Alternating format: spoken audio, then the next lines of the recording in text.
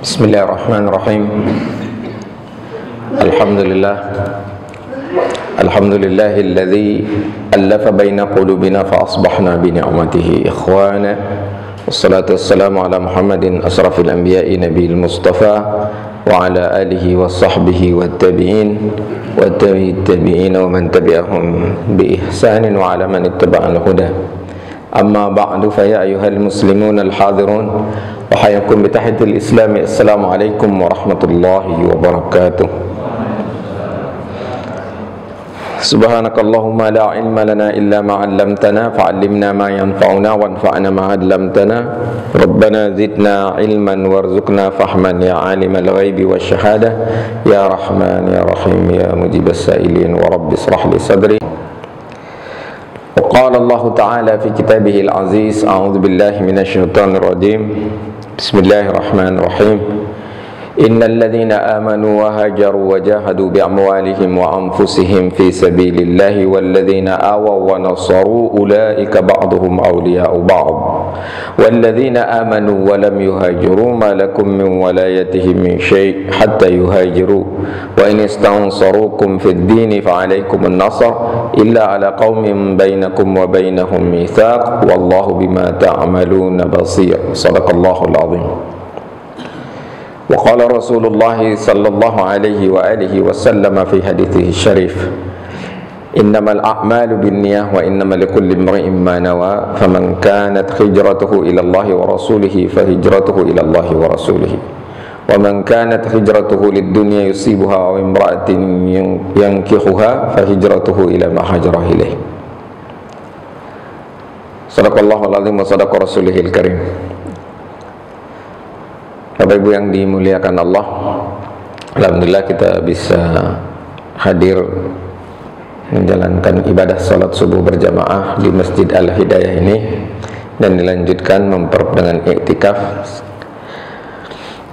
mempelajari ajaran agama kita agar kita lebih memahaminya dan lebih bersemangat untuk mengamalkannya. Pada kesempatan kali ini kita bahas tentang hijrah. Dan kita pada saat ini sudah masuk di bulan Muharram tahun 1447 Hijriyah.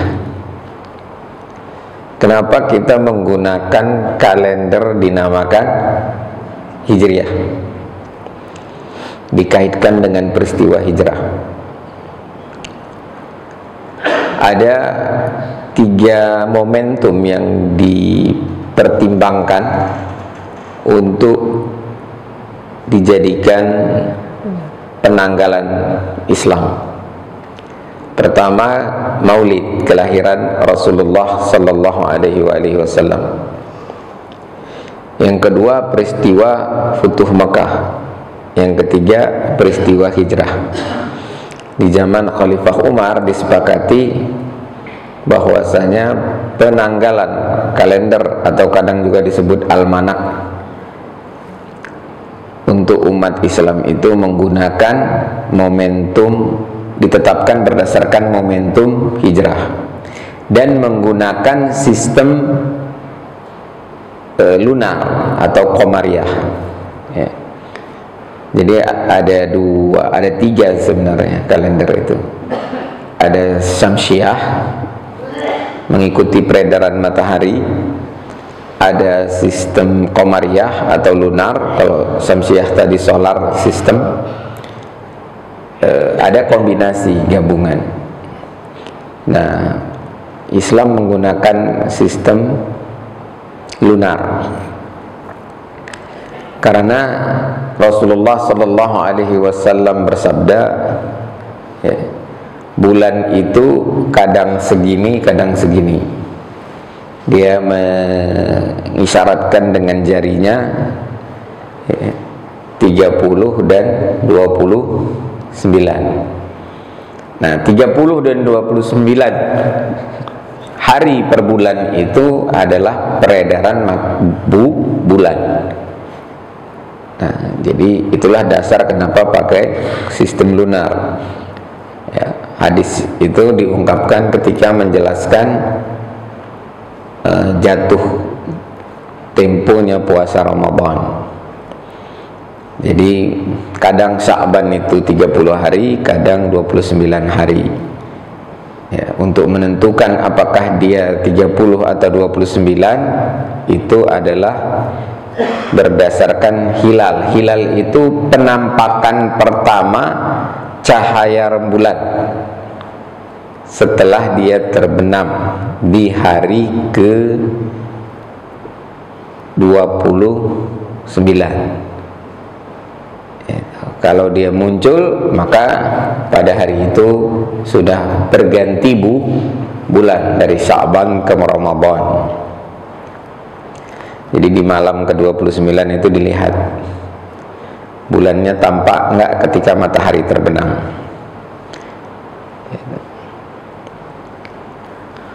Kalender itu masalah peradaban. Setiap peradaban punya kalender. Orang Tionghoa punya kalender, suku Han punya kalender, orang Jawa punya kalender. Saya nggak terlalu paham sistem kalender Jawa itu. Dia 5 hari sepekan ya? Apa sih, siapa yang orang Jawa ini? Yang hari pertamanya apa? Pon ya? Pon, Legi. Wah, nggak ada yang paham. Hah? Pahing, Kliwon,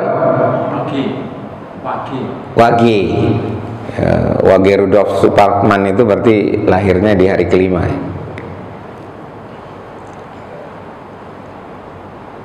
Apa itu memang diambil dari kalender atau ada nama lain?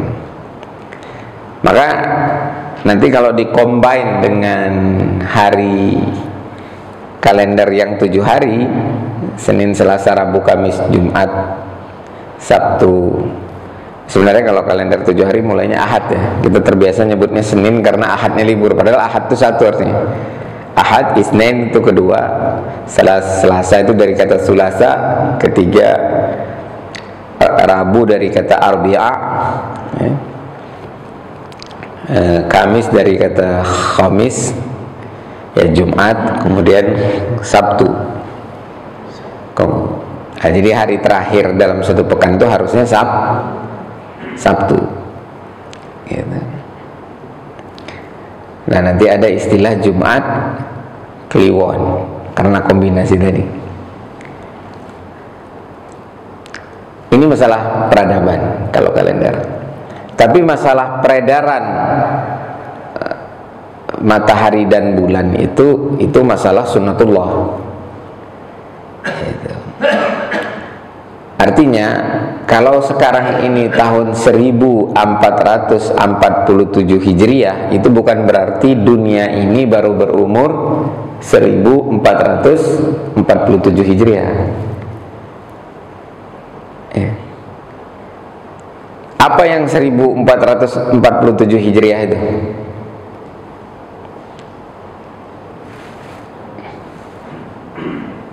Apa yang 2025 itu? 1447 Hijriah itu adalah jarak waktu hari ini ke waktu hijrahnya Rasulullah Sallallahu Alaihi Wasallam. Kalau tahun 2025 itu apa? Jarak waktu hari ini ke kelahiran Yesus Kristus menurut keyakinan umat beragama Nasrani, baik Katolik maupun Protestan. Jadi itu kalender. Kalau bumi ini umurnya udah berapa tahun? Ya banyak pendapat juga. Ada yang mengatakan udah jutaan tahun. Bumi ini sudah ada jutaan tahun yang lalu. Kalau manusia pertama di bumi berapa tahun yang lalu?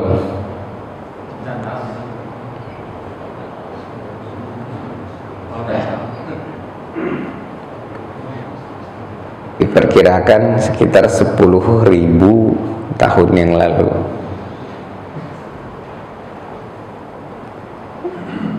Sebelum manusia ya ada makhluk lain mungkin. Yang jelas bumi itu sendiri makhluk. Baik, itu antara waktu dengan kalender. Kalau waktu itu mengacu kepada sunnatullah, peredaran benda-benda langit. Dan semakin modern kita, semakin akurat perhitungan waktu itu. Bisa dihitung sampai satuan milisecond gitu. Ya. Bapak Ibu yang dimuliakan Allah, kenapa hijrah yang dijadikan dasar kalender? Kenapa momentum hijrah yang dijadikan dasar kalender? Karena kalender itu peradaban, maka hijrah itulah yang paling menentukan peradaban. Dia titik tolak dibangunnya peradaban Islam. Ketika Rasulullah masih di Mekah, peradabannya peradaban apa? Peradaban apa Bapak Ibu? Jahiliyah. Ya. Peradabannya masih peradaban jahiliyah. Maka kelahiran Rasul itu tidak langsung mencerminkan peradaban. Penting nggak momentum kelahiran Rasul? Penting banget. Layak nggak diperingati? Layak banget, bahkan layak dirayakan. Dan umat Islam Indonesia termasuk umat yang merayakan atau memiliki tradisi atau budaya merayakan, bukan sekedar memperingati, tapi merayakan Maulid. Kalau Isra Mi'rajnya tidak terlalu dirayakan, diperingati saja. Kemudian Futuh Mekah. Futuh Mekah itu momentum peradaban yang kedua setelah hijrah. Kan hijrah dulu baru Futuh Mekah. Futuh Mekah penting, momentum penting. Layak diperingati dan layak dirayakan. Tapi kita tidak memiliki budaya atau tradisi itu kebiasaan yang diwarisi dari secara turun temurun ya. Untuk merayakan Futuh Mekah atau memperingatinya nggak ada. Kalau hijrah otomatis diperingati karena kalendernya masih tetap hidup di tengah-tengah umat Islam, tapi tidak banyak yang merayakan. Ada 1-2 masyarakat yang merayakan, bukan sekedar memperingati, tapi membuat dia memfestivalisasikannya. Merayakan itu memfestivalisasikan. Nah, di bulan Muharram yang merupakan bulan pertama dalam kalender hijrah itu ada syiar agama yang dianjurkan Rasulullah. Apa itu?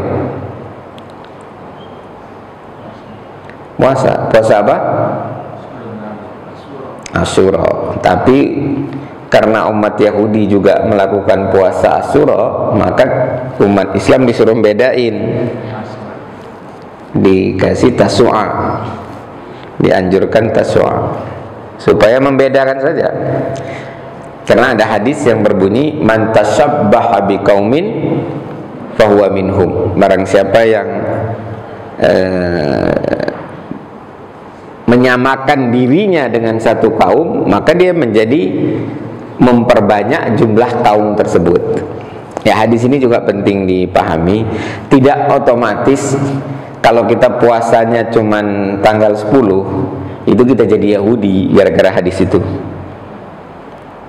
Dengan hadisnya apa? Man tasabbaha biqaumin fahuwa minhum. Nah, kita dianjurkan membedakan puasanya dari mulai tanggal 9. Lah kalau orang itu puasa tanggal 10, orang Yahudi puasa tanggal 10, lalu apakah kita jadi Yahudi? Dulu orang Yahudi suka pakai baju warna kuning. Lalu apakah kalau kita pakai baju warna kuning jadi Yahudi? Itu Partai Golkar jadi partai Yahudi gitu. Ya nggak serta-merta begitu. Hadis itu bukan perintah, bukan larangan, tapi menjelaskan suatu sunnatullah dalam kehidupan sosial. Gitu. Kalau bajunya seragam, berarti kan dia kalau dihitung jumlahnya banyak, tapi bukan berarti otomatis. Tapi kalau tasabuh dalam akidah, nah baru dia pindah agama. Jadi kalau cuma tasabuh baju, ya dia cuma memperbanyak aja. Nah makanya umat Islam itu dianjurkan pakai gamis putih. Nah, kebetulan nih Pak, pakai gamis putih. Biasanya gamis merah. Kemudian dianjurkan memelihara janggut, mencukur jambang. Nah itu ajaran-ajaran yang sifatnya sosiologis nanti jadinya.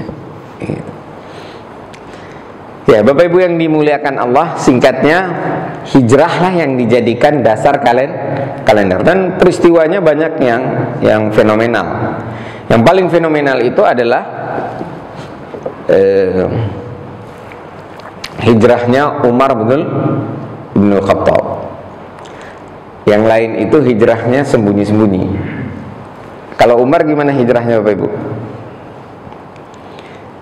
Dia naik ke Bukit Sofa, kalau tidak salah ya, atau ke depan Ka'bah, lalu berkata, "Ya ma'syaral Quraisy, wahai orang-orang Quraisy, barang siapa yang ingin anak-anaknya menjadi yatim, istrinya menjadi janda, silakan cegat Umar, besok dia mau hijrah." Ini kayaknya hanya boleh buat orang model Umar aja. Kalau setelah ngomong gitu nggak jadi hijrah, itu fatal banget gitu. Setelah itu dicegat terus nggak jadi hijrah, itu fatal banget kan. Kalau Umar dia udah siap, dicegat, ya udah yang nyegat itu selesai, istrinya jadi janda, anaknya jadi yatim. Itu artinya apa? Mati kalau coba-coba mencegat Umar hijrah. Kemudian ada fenomena yang juga cukup istimewa, dan ini dipakai oleh kalangan Syiah untuk menyimpangkan pemahaman agama, bahkan akidah, menyimpangkan akidah. Kalau ini menyimpangkan akidah, ya. Untuk mencegah hijrahnya Rasulullah itu, orang Quraisy berencana membunuh Rasulullah Sallallahu Alaihi Wasallam supaya tidak ada konflik di antara suku-suku Quraisy itu. Maka yang ditugaskan membunuh Rasulullah itu berapa orang? Sejumlah suku Quraisy, sejumlah bani. Ada Bani Makhzum, Bani Muthalib, dan lain sebagainya. Itu kalau tidak salah ada 12. Jadi suku besarnya Quraisy, sub-sub sukunya itu ada 12. Nah diutus 12 pemuda supaya nanti nggak ada suku yang menyalahkan suku yang lain. Singkat cerita, sampai ke rumah Rasulullah. Nah, karena Rasulullah sudah diberitahu, maka di atas tempat tidur Rasulullah itu yang tidur siapa? Ali bin Abi Thalib. Lalu apa yang terjadi? Pas dibuka, pas mau dibunuh, ternyata Ali. Nah, oleh orang Syiah dikatakan tadinya ya, malaikat Jibril itu mau nyampaikan wahyu kepada Ali bin Abi Thalib, tapi karena sangat mirip, salah dia nyampainya ke Nabi Muhammad. Jadi Nabi Muhammad dapat wahyu itu menurut sebahagian kaum Syiah itu yang gulat itu kecelakaan, eksiden. Harusnya ke Ali bin Abi Thalib, tapi ke Muhammad sallallahu alaihi wasallam. Karena mirip, kata mereka karena mirip. Bukti miripnya apa? Itu bisa menggantikan posisi tidur. Ya itu sebahagian Syiah ajarannya begitu. Kalau ketemu saya bilang, ya ntar mudah-mudahan pas malaikat Israel mau jemput nyawa ana, salah dia nyambut nyawa ente. Emangnya pernah malaikat salah alamat? Kalau malaikat salah alamat itu yang meninggal itu boleh jadi salah, harusnya siapa gitu yang dicabut nyawanya, karena mirip siapa gitu. Nggak ada, malaikat itu luar biasa akuratnya pekerjaannya. Wa yaf'aluna ma yu'marun, hanya mengerjakan apa yang diperintahkan Allah saja. Ya tapi itulah sih. Bahwasanya sebahagian Syiah sekarang ini sedang top membela Palestina, yaitu karena kesalahan umat Islam. Pemerintahan-pemerintahan negeri muslim yang mayoritas ahlu sunnah itu malah sekarang lebih dekat kepada Zionis, Israel. Baik, kembali lagi. Jadi momentum hijrah itu luar biasa itu. Dan hijrah itu bukan inisiatif. Hijrah dari Mekah ke Madinah itu bukan inisiatif Rasulullah. Itu perintah Allah. Memang Rasulullah membuat pertimbangan-pertimbangan untuk hijrah. Salah satunya adalah Taif, dan sudah dicoba ke Taif. Apa yang terjadi? Masyarakat Taif menolak. Bahkan Rasulullah Sallallahu Alaihi Wasallam, istilah Betawinya, ditimpukin, dilempari batu sampai luka berdarah.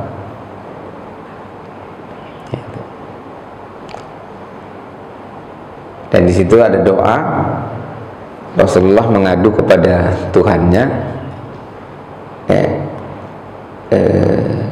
karena nggak berhasil mendakwahi kaum Taif. Taif ini itu daerahnya subur, memiliki benteng pertahanan alami, bukit-bukit, gitu.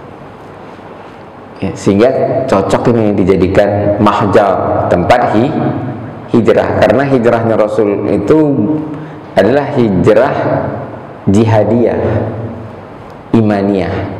Hijrah jihadiyah, imaniyah, gitu. Bukan melarikan diri, gitu. Kalau Rasulullah melarikan diri atau karena terusir, sekalipun memang kaum musyrikin itu mau mengusir, maka itu nanti akan berlaku surat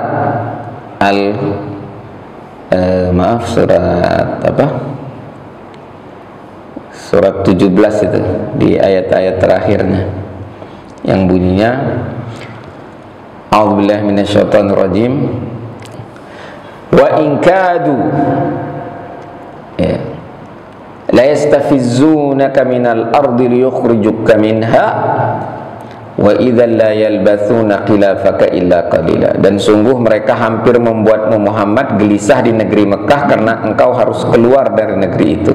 Dan kalau terjadi demikian, niscaya sepeninggalmu mereka tidak akan tinggal di sana melainkan sebentar saja.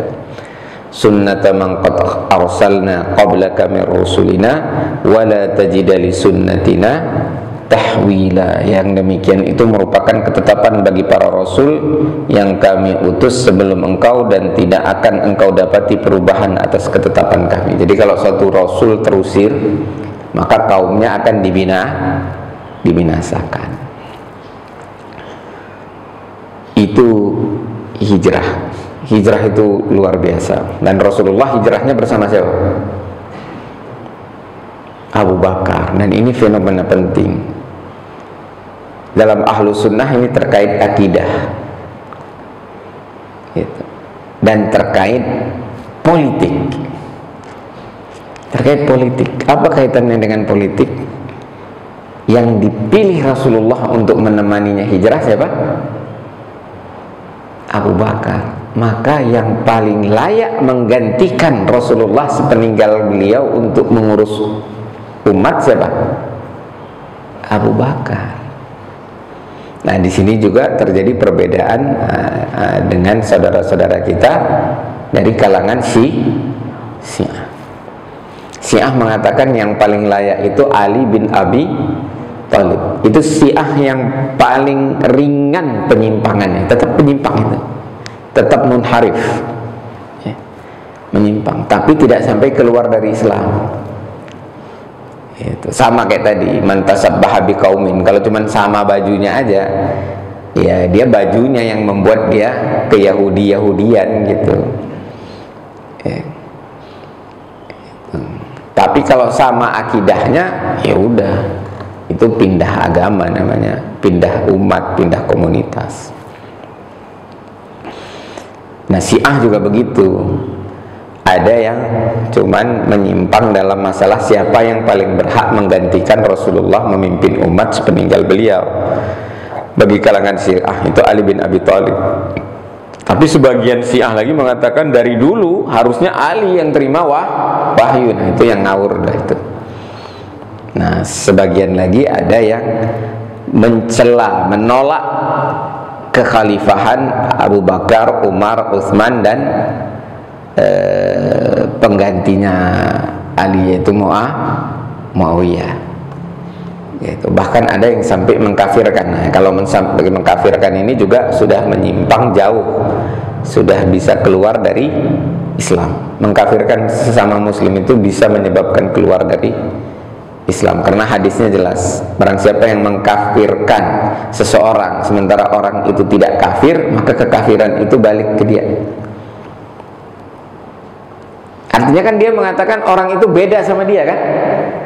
Orang muslim dibilang kafir, sedangkan dia muslim, berarti yang kafir siapa?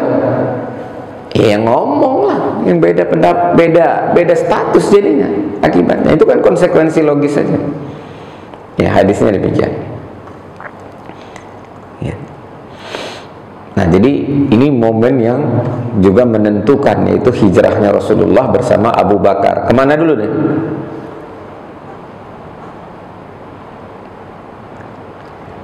Hijrahnya itu melingkar jalannya. Ya, ada penunjuk jalannya dan ada peristiwa-peristiwa di situ, bertemunya Rasulullah dengan seseorang. Nah, di situ ada kata-kata yang tidak bohong tapi bersayap. Ketika ditanya oleh siapa ya yang ketemu dengan Rasulullah di jalan dia hijrah itu, ditanya mau kemana, dijawab mau ke negeri apa gitu. Lalu yang jawab Abu Bakar. Kemudian ditanya lagi, siapa yang bersamamu? Bersamaku ini adalah penunjuk jalanku. Nah, Rasulullah itu penunjuk jalan kebenaran. Tidak disebut langsung Rasulullah karena khawatir rahasia. Rasulullah hijrahnya diam-diam gitu. Khawatir nanti ketahuan sama kafir Quraisy. Tapi tetap ketahuan kan, karena disamperin rumahnya untuk di waktu itu agendanya adalah membunuh Rasulullah. Nggak ada, maka dikejar, dicari. Kesusul nggak Rasulullah? Kesusul nggak? Kesusul sampai kemana? Ke gua. Gua apa itu? Kesusul sampai ke gua. Tapi kenapa kata Rasulullah, seandainya mereka ada satu orang aja yang ngelongok begitu, kelihatan, karena guanya kecil, cuman muat 2 orang untuk ngumpet. Kalau lebih dari 2 orang udah bukan tempat ngumpet lagi, cuman tempat berteduh gitu. Ya. Nah, kenapa mereka tidak jadi masuk? Ada sarang laba-laba. Kalau ada sarang laba-laba itu artinya apa? Nggak mungkin, karena laba-laba itu bikin rumah lama. Lama dia bikin rumah. Perhatikan deh di rumah kita, berapa lama itu nggak kita bersihkan, baru di pojok-pojok itu muncul sarang laba-laba. Ya, jadi orang Quraisy itu terkenal orang yang sangat akrab dengan alam. Makanya nama singa aja itu lebih dari 10 gitu. Ada yang bilang ratusan istilah singa.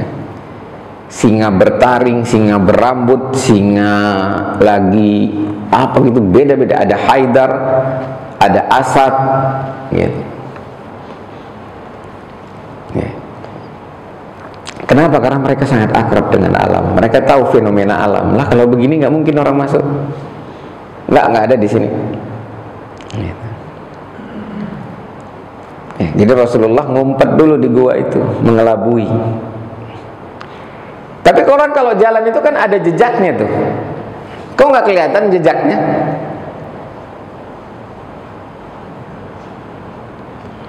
Siapa yang nyapu jejaknya? Menghapus? Asma binti Abu Bakar. Jadi hijrahnya direncanakan, by plan.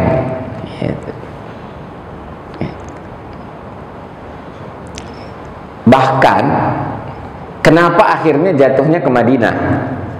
Ke Taif nggak berhasil. Ke Habasyah relatif berhasil, tapi terlalu jauh. Gitu. Dan ya masyarakatnya nggak nerima. Nah, satu-satunya tempat dari 3 tempat itu yang lengkap menjadi tempat hijrah yang layak itu hanya Madinah, karena ada benteng alaminya, ada bukit Uhud. Kemudian negerinya subur, area pertanian, banyak produksi kurmanya. Kalau di Taif yang terkenal apa ya Pak? Delima. Dia subur Taif itu. Nah, yang ketiga yang paling penting ya, masyarakatnya mendukung. Nah, itulah kemudian yang diabadikan dalam surat Al-Anfal yang tadi dibacakan.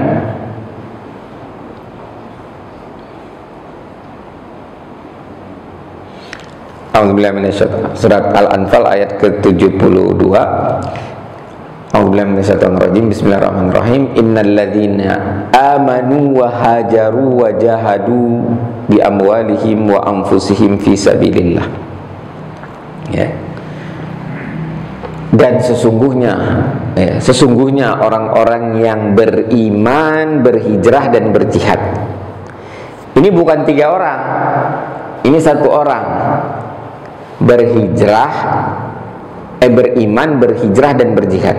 Ini 3 perbuatan, 3 amalan yang dilakukan oleh 1 orang. Bukan si A beriman, si B hijrah, si C berjihad, bukan ya.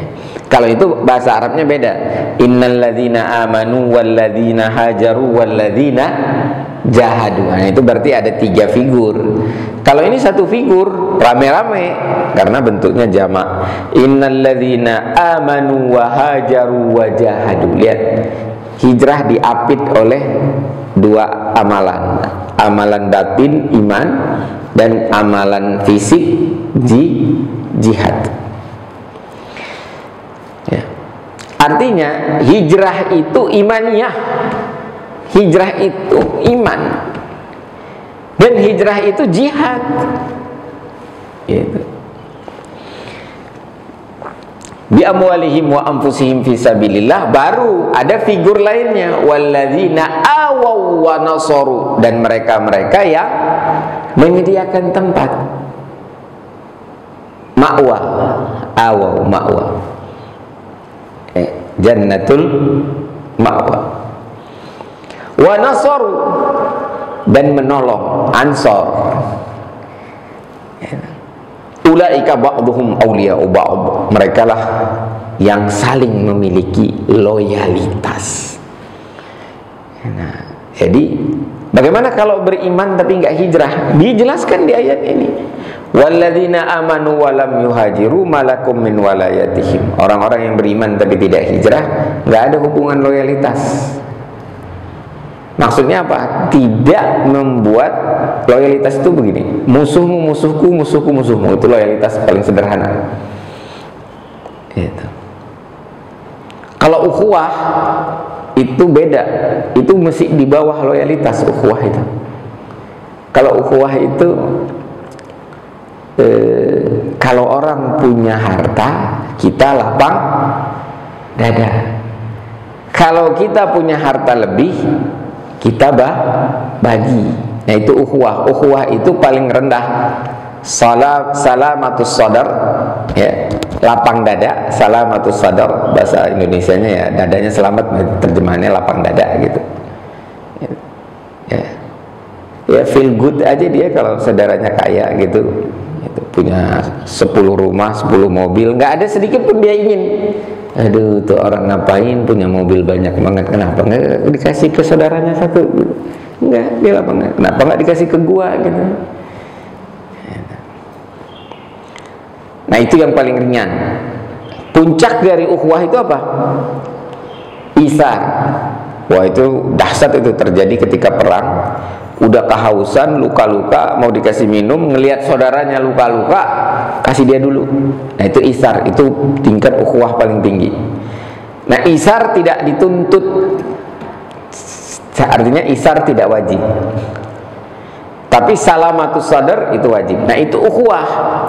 Kalau loyalitas wala, itu dia melindungi dalam segala kondisi, yaitu dari lawannya, sekalipun lawannya itu ada perjanjian damai dengan dia gitu. Karena kalau ada perjanjian damai berarti tidak boleh dilawan oleh siapapun, karena sudah wala, sudah punya loyalitas. Karena tadi temanmu temanku, musuhmu musuhku,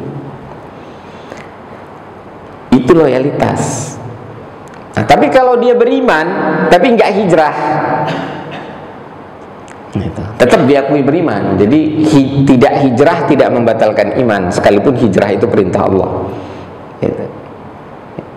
Maka tidak ada loyalitas. Tapi kalau yang nggak hijrah itu disakiti, terancam, minta tolong, wa ini stansorukum fa alaikumun nasr, maka orang yang hijrah itu wajib menolong, kecuali kalau orang yang tidak hijrah itu konfliknya dengan orang yang punya perjanjian damai dengan orang yang hijrah, sekalipun itu kafir.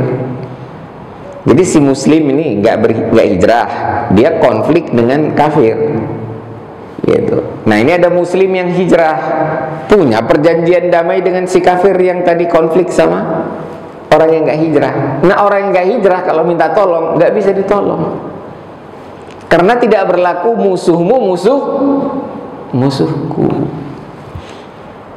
Jadi istilah musuhmu musuhku, musuhku musuhmu itu dari ayat ini. Walaupun ungkapannya dari kitab orang Hindu Bhagavad Gita, tum hari satru mera satru tum hari mitra mera mitra, seterumu seteruku, mitramu mitraku. Tapi doktrinnya itu ada dalam Al-Quran. Walladzina amanu walam yuhajiru malakum min walayatihim min syai'. Wa ini stansorukum fid din. Nah, tapi kalau dia minta tolong dalam masalah agama, agamanya terancam, jadi tolong. Fa alaikumun nasr illa ala qaumin bainakum wa bainahum mitsaq. Ya, tapi ya kalau ada perjanjian damai dengan musuhnya ya apa boleh buat, tuh nggak bisa gitu. Nah ini pentingnya hijrah. Ya.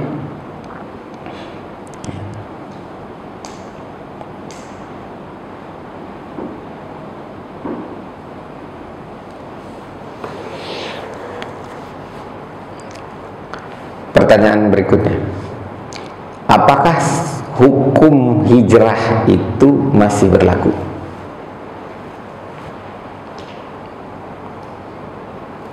Setelah 1447 hijrah,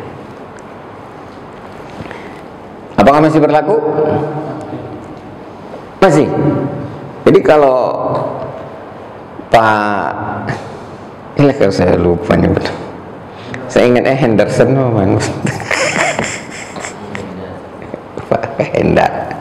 Kalau Pak Hendar nggak hijrah ke Bojongkulur, berarti nggak punya wala sama Pak Mizan. Apa begitu? Atau kalau tidak ke Madinah, berarti tidak punya wala. Apa begitu? Enggak. Ya. Hukum hijrah yang ini tadi yang ada di dalam surat Al-Anfal ayat ke-72 itu dimansuhkan. Dimansuhkan ketika Futuh Mekah oleh hadis la hijrah ba'dal fath. Futuh Mekah. Tidak ada lagi kewajiban orang Mekah pindah ke Madinah. Pindahnya itu bukan sekedar untuk, itu tuh hadis itu, ada yang hijrah karena nyari istri, nyari bisnis, lah itu hijrahnya yang nggak bener, gitu. Jadi nggak ada lagi Pak, hukumnya udah berhenti. Tetapi ada hadis lain yang bunyinya, nah ini hijrah dikaitkan dengan tobat. Ya. Hijrah dikaitkan dengan tobat itu bunyinya begini: la tanqati al-hijrah hatta tanqati at-taubah. Tidak akan terputus hijrah sampai terputusnya taubat. Da tanqati al-hijrah hatta tanqati al-taubah. Ya, ini hadis riwayat Imam Abu Dawud dan Imam Ahmad. Hadisnya hasan. Artinya apa kira-kira? Artinya tetap ada hukum hijrah selama masih ada hukum taubat. Dilanjutkan, wala tanqati'at taubah, ya, wala tanqati'ut taubah, tidak akan terhenti taubat hatta tatlu asy-syams min maghribiha, sampai matahari terbit dari barat. Artinya apa itu? Ya, kehancuran dunia, Armageddon gitu. Kalau orang Indonesia bilangnya apa?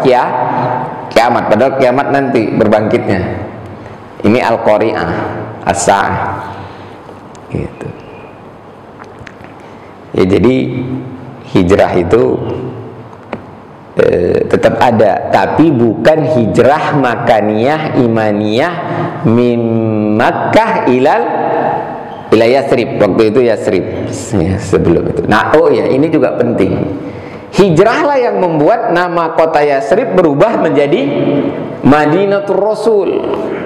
Kemudian berkembang lagi setelah Madinatul Rasul menjadi, setelah Futuh Mekah menjadi Madinatul Munawwarah. Munawwarah dia benar. Bahkan sampai ada hadis kalau nggak salah, perkataan yang kalau bukan karena hijrah, Nabi Muhammad itu lahirnya di Madinah.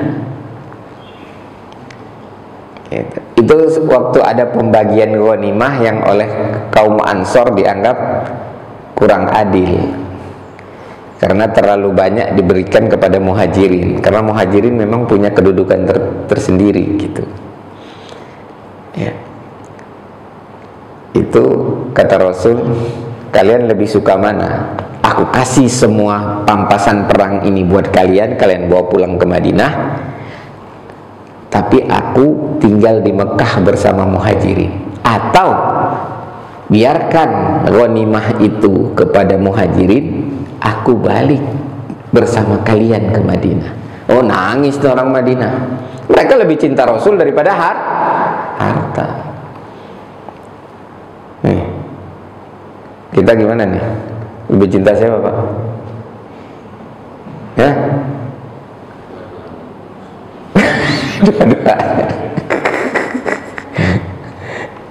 Gak boleh, Pak. Itu ada hadisnya. Bahkan mengatakan gini, ya Rasulullah, aku mencintaimu seperti aku mencintai kedua orang tuamu. La ya Umar, kata Rasulullah, jangan begitu Umar. Ini Umar bin Khattab. Walakin kul, tetapi katakanlah apa? Raditu billahi rabba wa bil islami dina wa bi Muhammadin nabiyya wa rasulah. Itu asal usul asbabul wurud lahirnya ungkapan raditu billahi rabba. Gara-gara Umar bilang dia mencintai Rasulullah seperti dia mencintai orang tuanya. Nah, itu kelebihan Abu Bakar. Abu Bakar pernah ngomong gitu. Dia selalu lebih mencintai Rasul daripada orang tuanya.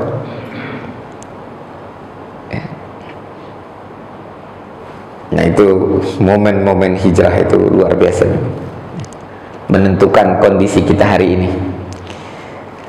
Tapi hijrah dari Mekah ke Madinah sudah tidak ada lagi. Yang tetap ada itu adalah hijrah ma'nawiyah. Makanya hijrah teritorial itu dari Mekah ke Madinah tidak ada, nggak ada lagi gitu.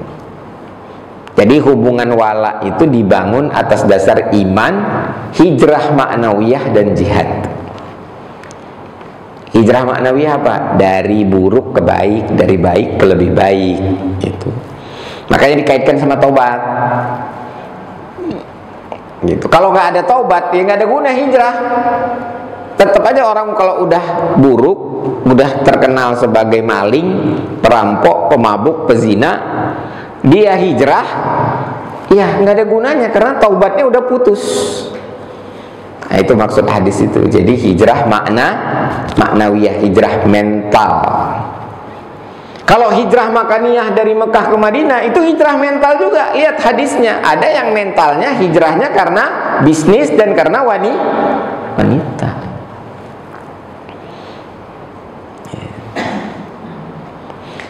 Kalau khuruj, saudara-saudara jamaah tabligh itu jihad. Nah, jangan sampai khuruj ngincer bisnis, ngincer wanita. Nah, berlaku itu hadis hijrah. Kalau khuruj supaya dilihat soleh, nah itu berlaku ayat fawailul lil musallin, fawailul lil khurujin. Nah, jadi mentalitasnya harus benar gitu. Nah, jadi hijrah itu dia diapit dengan iman dan jihad. Jihad itu amalan fisik, iman amalan hati. Hijrah itu butuh dua-duanya, jihad dan mental, fisik dan mental. Gitu.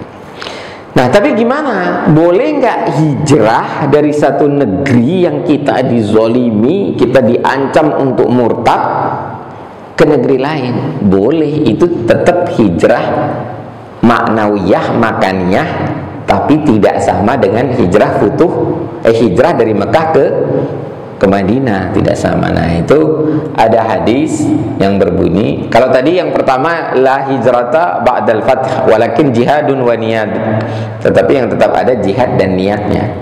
Niat itu maksudnya berniat menjaga agama dan dirinya selalu berbuat lebih baik, dan kalau melakukan dosa hijrah, dia meninggalkan perbuatan dosa itu. Nanti ada ayat Quran yang ada orang yang hijrah dari Quran. Itu orang yang nggak pernah baca Quran. Orang yang nggak pernah baca Quran dibilang hijrah dari Quran. Quran ditinggalkan. Nah, ini ada hadis riwayat Imam Bukhari nomor 10, wal muhajir man hajara ma nahallahu anhu. Orang yang hijrah itu adalah orang yang meninggalkan apa yang dilarang Allah. Kemudian terakhir, man farra bidinihi, barang siapa yang melarikan diri dengan agamanya, dia bawa agamanya, maksudnya dia pengen jaga tetap muslim gitu. Min ardin ila ard, dari satu negeri, satu peta di tempat bumi ke peta lain gitu ya. Wa in kana shibran, sekalipun cuman sejengkal, istaujabal jannah, dia berhak masuk surga ya. wa kana rafiqu Ibrahim wa Muhammad alaihi wassalam, dan di surga menjadi sahabatnya Nabi Ibrahim dan Nabi Muhammad sallallahu alaihi wasallam. Lihat, hijrah itu membuat kita satu level dengan para anbiya wal mursalin. Hadis riwayat Imam Tabrani, sahih. Itu Pak, hijrah itu. Jadi hijrah itu terkait loyalitas. Hijrah dari Mekah ke Madinah berakhir hukumnya sampai futuh Mekah. Tapi hijrah maknawiyah itu sampai hari kiamat. Hijrah makaniyah, hijrah teritorial boleh dilakukan, bahkan bernilai sangat tinggi sekalipun sejengkal. Yang penting agamanya selamat. Itulah yang dilakukan Ashabul Kahfi. Gitu. Ya. Kalau nggak mau hijrah, melawan. Kalau bisa melawan, wajib melawan. Kalau bisa melawan, wajib melawan. Gitu. Ya, makanya Hamas itu melawan aja dulu sampai titik darah penghabisan. Negerinya dirampas. Ya, kita juga 350 tahun itu melawan Belanda. Nah, ini mana yang pakai ginian? Nah, itu masih polos. Kita harus menunjukkan we stand with Palestine. Ya. Di Eropa itu, kalau kita mengatakan free Palestine from the river to the sea, itu dianggap slogan antisemit, dan itu membuat seseorang bisa dipenjara. Bahkan ya, ketua HAM PBB itu di Jerman hampir ditahan karena dia ngomong free Palestine from the river to the sea, karena itu dianggap slogan antisemit. Tapi di Australia baru aja keluar putusan pengadilan mengkritik Zionis tidak sama dengan antisemit, karena antisemit itu anti Yahudi dan anti Arab sebenarnya. Semit itu suku, bukan agama. Kalau Afrika itu Hamid. Itu. Nah, Amerika karena sangat membela Israel disebut Uncle Sam, pamannya Sam. Tapi dia tidak menjadi pamannya Arab, dia hanya menjadi paman Yahudi. Lebih tepatnya Israel ya, paman Israel. Karena Yahudi itu sudah jadi agama, bukan bangsa sebenarnya. Kalau bangsa ya suku. Kita bangsa Indonesia terdiri dari berbagai suku bangsa, termasuk ada suku-suku yang asalnya bukan dari Indonesia, karena orang Indonesia juga dulunya bukan dari Indonesia, gitu, dari Campa.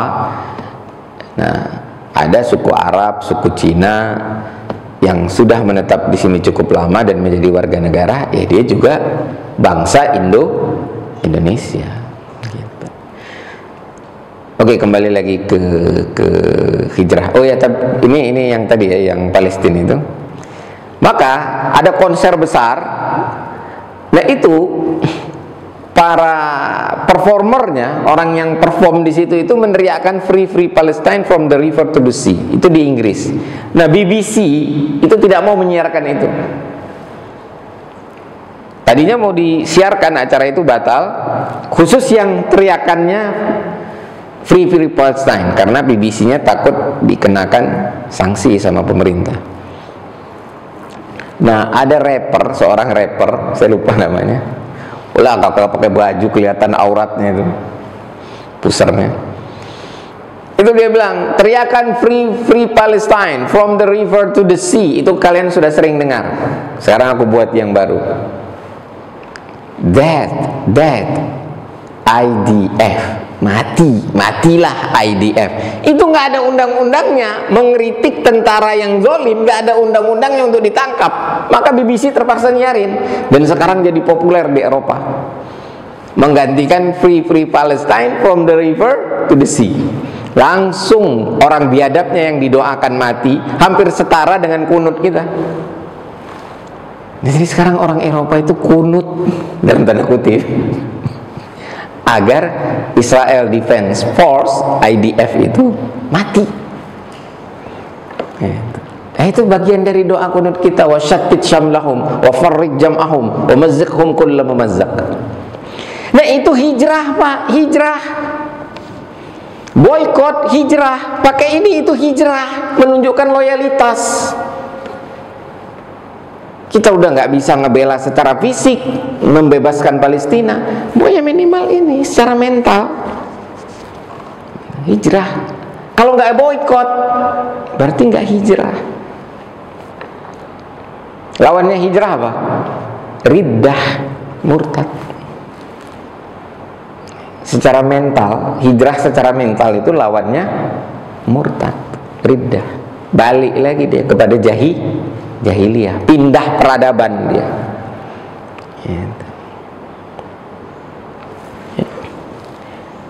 Jadi mari kita hijrah supaya menunjukkan loyalitas kita. Musuhmu wahai bangsa Palestina, musuhku. Temanmu, temanku.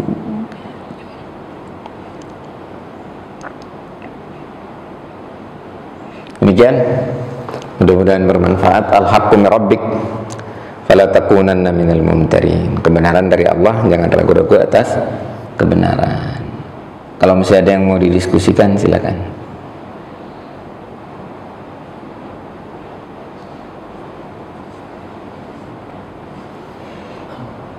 Ustaz, ya. Tadi Ustaz bilang hijrah makannya itu boleh ya Ustaz? Kenapa? Hijrah makannya itu boleh? Boleh kalau terancam. Misalnya Bapak tinggal di daerah mana?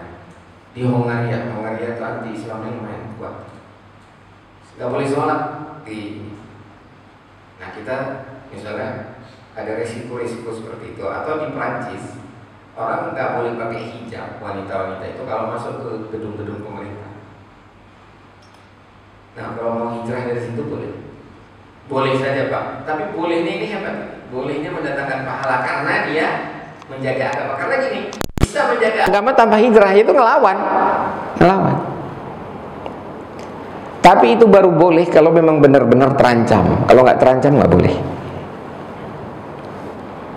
Maksudnya bukan wajib atau Enggak wajib. Dia baru benar-benar boleh kalau terancam. Kalau melawan mati syahid, jihad. Karena kalau masih bisa ngelawan, hijrah itu pindah keluar, itu farronya itu tidak setara hijrah. Itu melarikan diri karena jubun, pengecut. Makanya orang Palestina nggak mau, tidak wajib, bahkan harus melawan. Dan ada hadis lain yang mengatakan orang yang meninggal karena membela hartanya saja itu sudah syahid. Gitu. Karena saya baca di Al-Masari An-Nisa ya, ada yang berhijrah sama ini matinya jualin, terus nanti ditanya malaikat, kenapa kamu berhijrah? Dunia Allah luas. Iya, kalau dia murtad, dia di satu negeri yang dia terancam, kemudian dia murtad, nah itu dia baru dosa, baru dia wajib hijrah. Tapi kalau dia melawan dan dia mati syahid, dia nggak ditanya malaikat kenapa kamu nggak hijrah. Udah kamu mati syahid, ini masuk surga, nggak ditanya lagi, udah langsung. Ini maksud saya, kalau kondisinya kayak gitu, nggak ada wajib. Artinya kalau misalnya kita di satu negeri itu ada kemungkinan kita jadi murtad. Nah itu apakah kita jadi wajib? Nggak wajib, Pak. Sekarang gini, Bapak dipaksa orang untuk murtad. Gitu. Ada dua pilihan, hijrah atau ngelawan sampai mati syahid. Bapak milih yang mana? Maka itu tidak wajib, itu namanya khiyaroh, milih. Tidak wajib. Boleh nggak bertahan di sana sampai mati syahid? Boleh. Boleh. Ya. Makanya tidak wajib. Kalau wajib berarti kalau ngelawan matinya bukan mati syahid. Itu istimbat, itu memang harus hati-hati, Pak. Istimbat hukum. Tidak wajib, tetap tidak wajib. Itu sebagian kesalahan saudara-saudara kita Salafi mengatakan orang Palestina itu wajib hijrah. Wah, itu bahaya. Bahaya itu pemahaman begitu. Lebih bagus melawan, Pak. Apalagi kalau tidak sendiri. Hadisnya itu man itu barang siapa, itu cenderung menunjukkan satu orang lemah banget dia. Nah, itu artinya boleh, itu ditolerir. Tapi kenapa dia bisa masuk surga? Karena dia jaga agama hijrahnya, bukan hijrah karena bisnis. Jadi man hajara bitijaratihi, barang siapa yang man farra min ardin ila ardin bihijaratihi, binya bihijarah, dengan membawa bisnis. Ia enggak ma'arafik, enggak tidak wakana fil wakana rafiqu Ibrahim wa Muhammad, enggak jadi temannya Ibrahim dan Muhammad. Walaupun mungkin dia masuk surga, mungkin aja tetap tidak ada lagi hijrah makaniyah yang wajib, ya.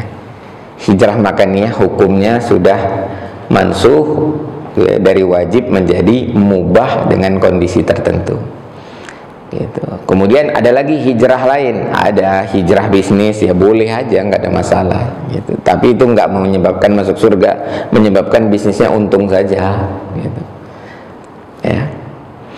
Nah, kemudian jangan sampai berlaku surat Al-Furqan ayat 30. A'udzubillahi minasyaitonirrajim. Wa qala. Nah, kok hilang?